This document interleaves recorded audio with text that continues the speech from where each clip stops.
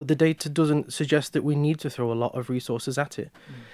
We're very lucky in Gibraltar. We've got a very good community spirit. The reaction we get from the community is very positive, especially when we do engage with them.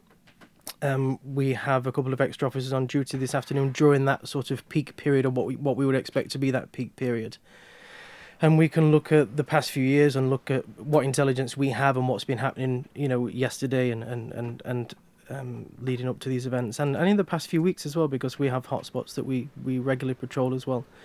Now, yesterday we did see an increase. We saw an object thrown at a police vehicle, and also 3 incidents we've got recorded there of eggs being thrown as well from car parks, so from vantage points down onto the roadways.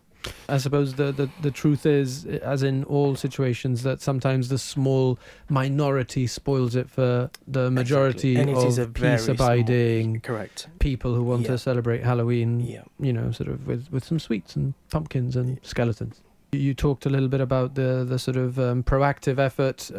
Do you still go to schools ahead of like Halloween and talk there? No, and we've not done now for a couple of years, unfortunately. That was dealt with by our Neighbourhood Policing Teams, who had a very good relationship with the schools, and they had plans in place and schedules for different topics that they speak about.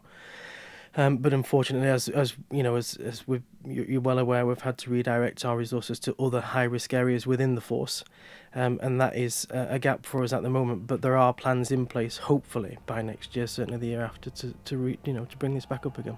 If you go back, last year we saw an increase of just only 6 incidents above what we would normally deal with in relation to antisocial behaviour. Across a number of hours. And I'm only looking between sort of 4 p.m. and 2 a.m. in the morning. So 6 incidents, don't get me wrong, they're not nice, and they aren't nice incidents for people to have to deal with. But for us as police forces, we look at it 6, we can manage that with what we have on duty, but we are prepared to put that, a couple of extra officers on duty just to focus on that, but to focus on that proactively.